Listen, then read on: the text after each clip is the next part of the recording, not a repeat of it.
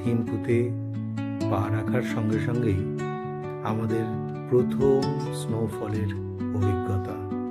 সেই দিনটা দারুণ ছিল।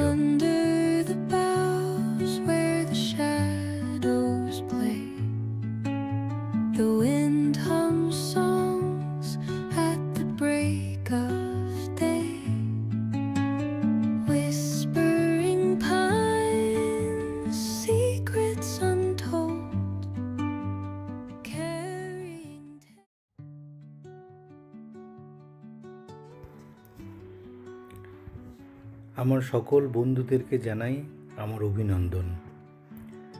আজ আমি ভুটান বেড়ানো সম্পর্কে একটি গল্পই বলতে চলেছি।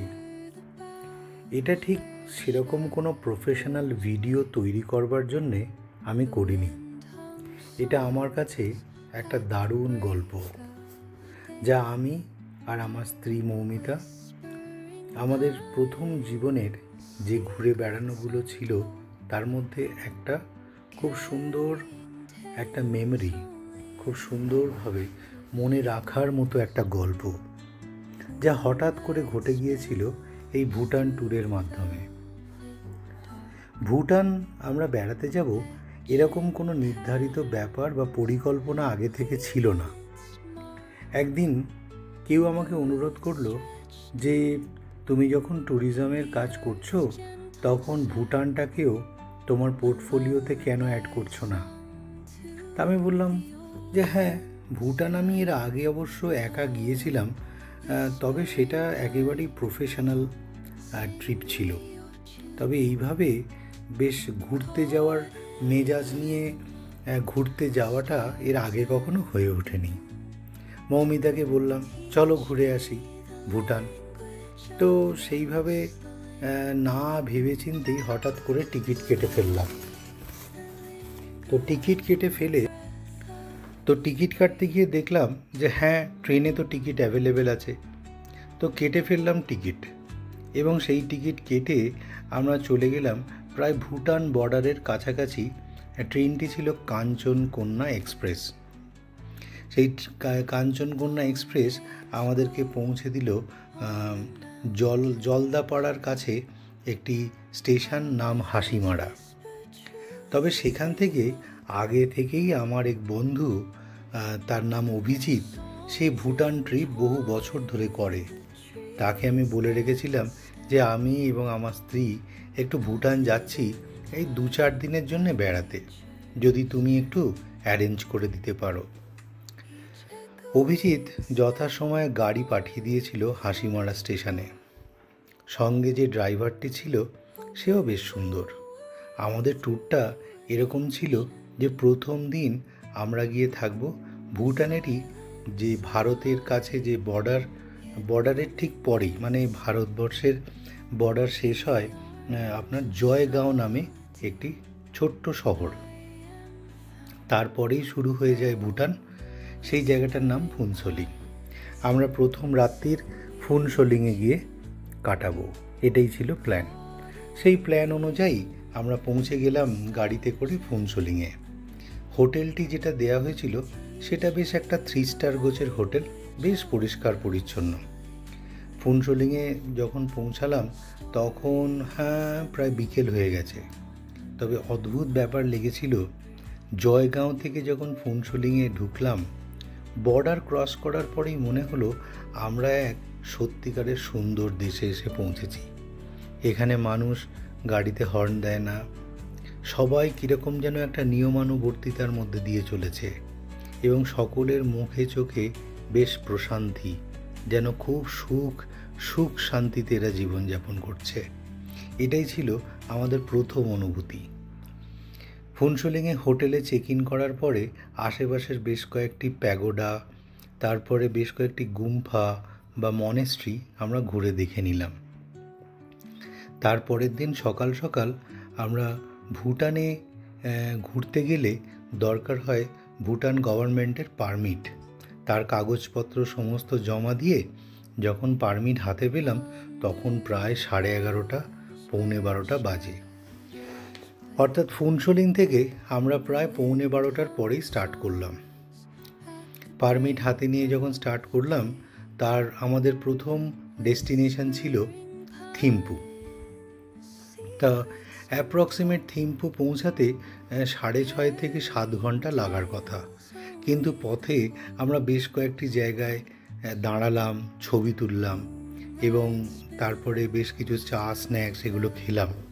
তবে যেটা দেখলাম, ভুটানের রাস্তায় রাস্তায় ইন্ডিয়ান মিলিটারিদের প্রচুর যাতায়াত, এবং তাদেরই তৈরি করা একটি ক্যাফেতে আমরা বেশ মনোযোগ সহকারে বেশ কয়েকটি স্ন্যাক্স এবং বেশ আনন্দ করে খেলাম। দামেও বেশ সস্তা ছিল। রাস্তায় যেতে যেতে অনেক ছবি তুলেছি, তার কিছু কিছু ছবি আমি এখানেও কোলাজ করে দিলাম। তো ভুটান যখন পৌঁছাবো তার ঠিক আগে আগে, অর্থাৎ ভুটান তো পৌঁছে গেছি, আমরা যখন থিম্পু পৌঁছাবো তার আগে আগেই শুরু হয়ে গেল হালকা হালকা বৃষ্টি, আর তার সঙ্গে সঙ্গে স্নোফল। হোটেলে ঢুকে হোটেলের জানলা দিয়ে আমাদের দেখা, আমার আর মৌমিতার দেখা প্রথম স্নোফল। সে এক অনবদ্য অভিজ্ঞতা। এত ভালো লাগছিল যে জানলার থেকে আমাদের সরতেই ইচ্ছা করছিল না। সেখানে একটি ছোট্ট কয়েকটি ক্লিপ তুলেছিলাম, যা আমি এই ভিডিওতে দিলাম। এরপরে বেশ ঠান্ডা পড়েছে। ঠান্ডা বলবো কীরকম, আমরা তো তখন ওই যে হোটেলে উঠেছিলাম সেই হোটেলে একটি থার্মোমিটারের গিয়ে দেখলাম যে -4, অর্থাৎ -4 ডিগ্রি সেলসিয়াস। বুঝতেই পারছেন কীরকম ঠান্ডাটি লাগছে, আর ক্রমাগত স্নোফল হচ্ছে। যাই হোক, বেশ কিছু গরমের জামা কাপড় আমরা নিয়ে গিয়েছিলাম, তাতে খুব একটা অসুবিধা হচ্ছিল না। তবে জলে হাত লাগাতে একদম ইচ্ছা করছিল না। হোটেলে গিজার ছিল, সবই ব্যবস্থা আছে, তবুও যেন বাথরুম যাওয়া, জলে হাত দেওয়াটা ছিল একটা দুর্বিষহ ব্যাপার। তারই মধ্যে থেকে সেই দিন রাত্রিটা ভালো খাওয়া দাওয়া করার পরে অঘোরে ঘুম, কারণ সারাদিন জার্নির পরে আর চোখ তাকাতেই পাচ্ছিলাম না। সকালবেলা ঘুম থেকে উঠেই আমাদের যাওয়ার কথা থিম্পুর লোকাল সাইট সিইংয়ে। থিম্পুতে বেশ কয়েকটি জায়গা আছে যা বেশ দর্শনীয়। তার মধ্যে একটি আমার খুব প্রিয় লেগেছিল। সেখানে একটি বিরাট বড় গৌতম বুদ্ধার মূর্তি ছিল। আর সেই স্পটে যাওয়ার পরে এমন স্নোফল শুরু হলো, যা আমাদের কাছে, আমাদের অন্তরে, অর্থাৎ আমাদের মেমোরিতে আজও রয়ে গেছে। এই ট্যুরটার কথা বলছি, এটা ছিল প্রায় 2018 সালের 2018। তারপরে এতদিন পরে আমি এই ভিডিও তৈরি করছি, এই গল্পটা আপনাদেরকে শোনাচ্ছি। এটা ঠিক ভিডিও তৈরি করা বলবো না। যাই হোক, এর পরে সেই থিম্পুর লোকাল সাইট সিইং কমপ্লিট করে তারপরের দিন আমাদের যাওয়ার কথা পারো কিন্তু থিম্পুর থেকে অতি অল্পই দূরত্বের মধ্যে রয়েছে। তবে পারোর একটা বিশেষত্ব হচ্ছে, পারোর এয়ারপোর্ট পুরো ভুটানের একমাত্র এয়ারপোর্ট যেখান থেকে বেশ কয়েকটি ইন্টারন্যাশনাল ফ্লাইট ছাড়ে, এবং এয়ারপোর্টটি দেখার মতো।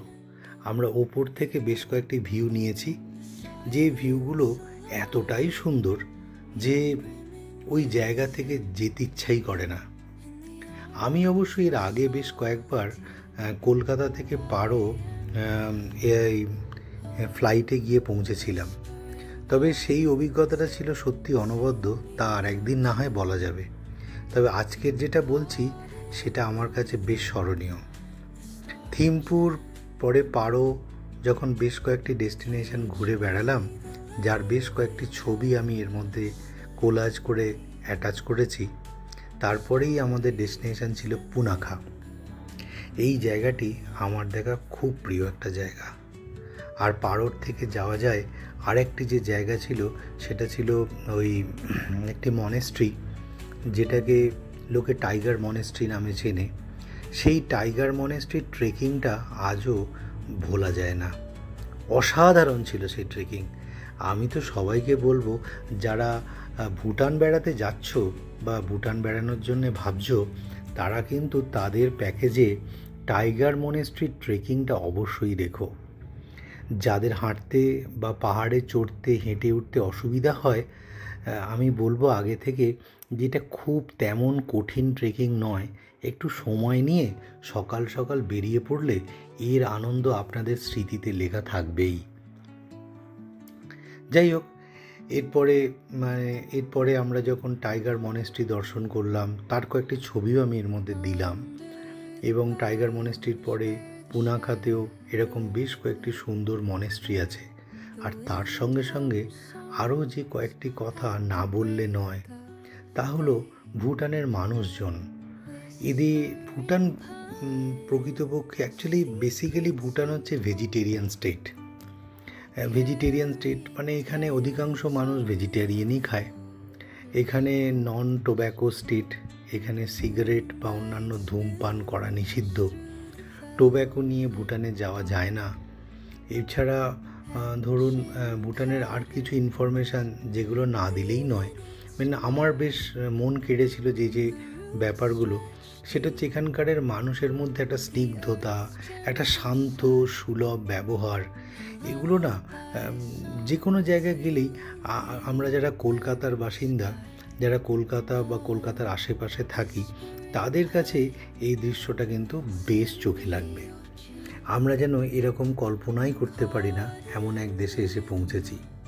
পুনাখা গিয়ে যে নদী আমি দেখলাম, সেই নদীর জল স্বচ্ছ টলটল করে বয়ে যাচ্ছে।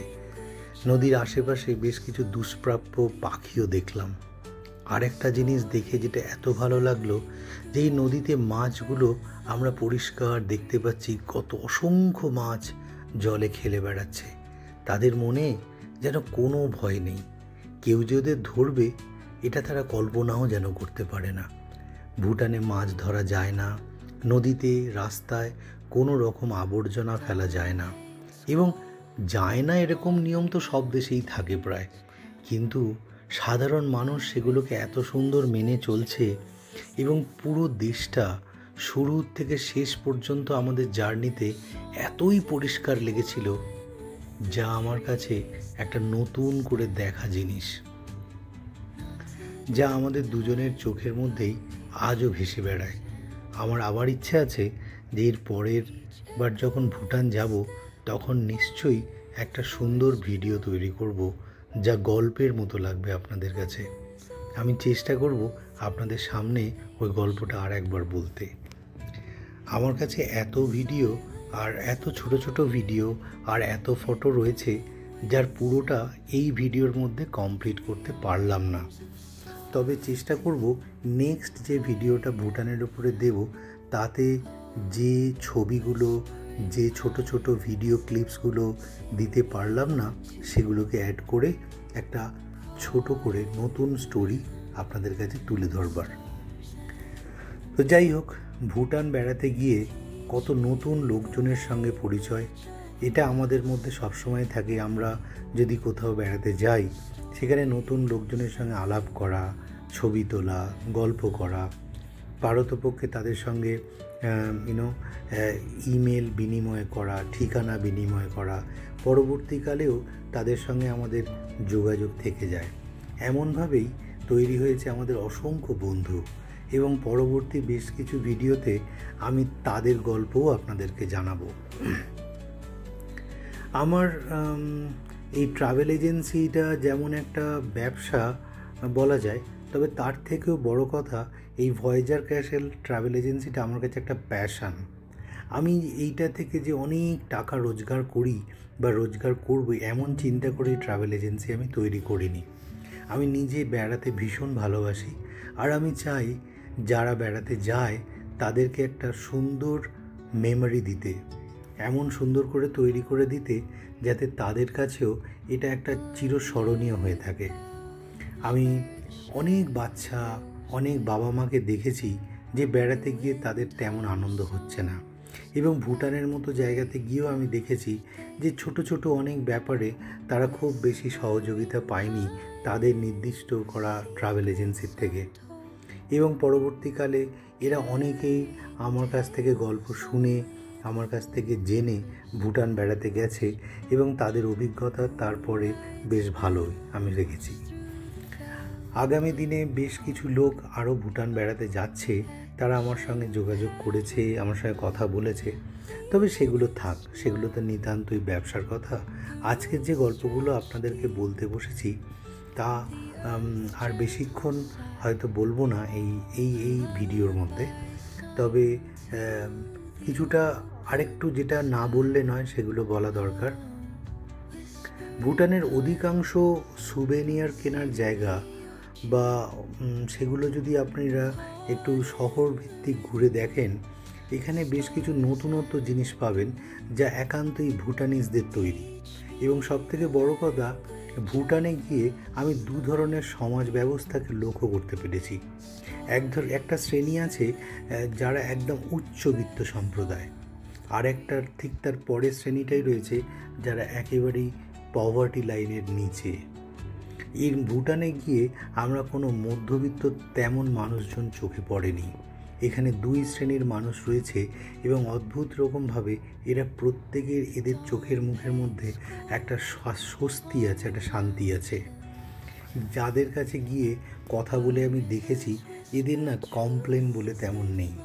সম্ভবত ভুটানের রাজনৈতিক পরিস্থিতি যেমনই, যারা রাজনীতিতে যারা দেশ চালাচ্ছেন তারা এদের দেশের মানুষের সিকিউরিটি নিয়ে অনেক বেশি হয়তো ভেবেছেন। তবে প্রচুর বাঙালি টিচার রয়েছে ভুটানের মধ্যে, তাদের বেশ কয়েকজনের সঙ্গে আমার আলাপ পরিচয় হয়, কথাও হয়। আর ভুটান সম্পর্কে আরেকটু ডিটেল আমি নিশ্চয়ই এর পরের সেশনটাতে বা পরের ভিডিওতে বলবো। তবে তার আগে এখানকারের যে ফটো, এখানকারের যে নেচার, তা এখনও পর্যন্ত তার মধ্যে কোনো রকম কৃত্রিমতা ছোঁয়নি। ভুটানের বেশ কিছু জায়গা আছে যেখানে মানুষজনের বেড়াতে যাওয়ার জন্য পারমিশন দেওয়া হয় না। তার কারণ সেই জায়গাকে তারা রক্ষণাবেক্ষণ আজও করছে, প্রকৃতি যাতে কোনোভাবে ডিস্টার্ব না হয়। সেখানকারের মানুষজন, সেখানকারের যারা প্রাণী, তারা যেন কোনো রকমভাবে মানুষ দ্বারা ডিস্টার্ব না হয়, তার দিকে তাদের পূর্ণ সজাগ দৃষ্টি রয়েছে।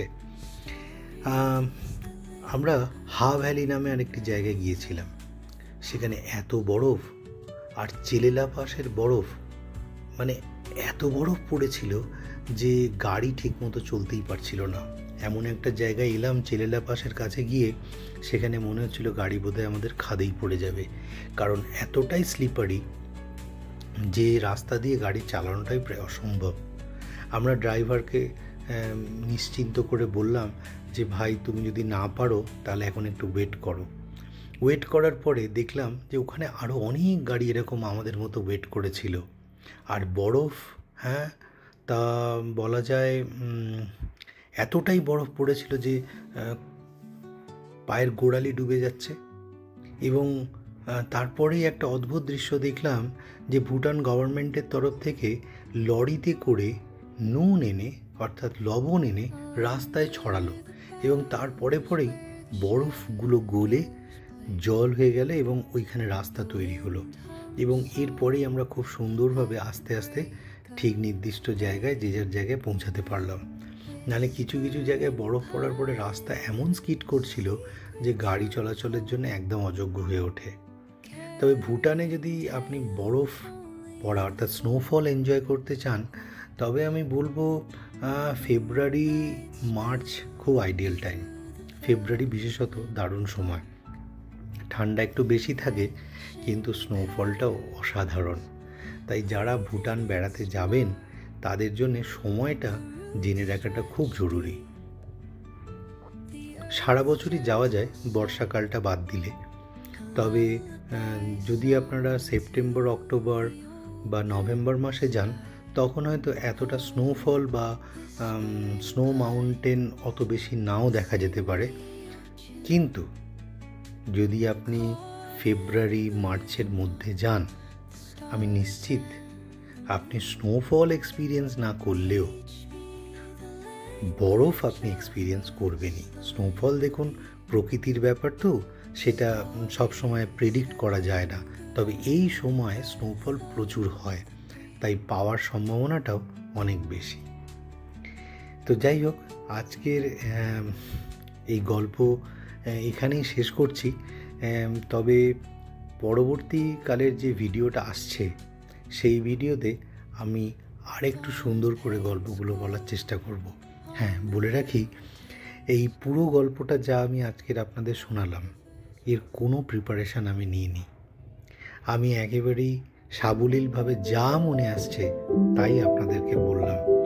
যদি আপনাদের ভালো লেগে থাকে তাহলে এই ভিডিওকে লাইক করে আর সাবস্ক্রাইব করে আমাকে একটু এনকারেজ করবেন, যাতে আমি আপনাদেরকে বেড়াতে যাওয়ার আরও সুন্দর গল্প বলতে পারি। আর একটা কথা, গল্প বলতে কিন্তু আমি খুব ভালোবাসি।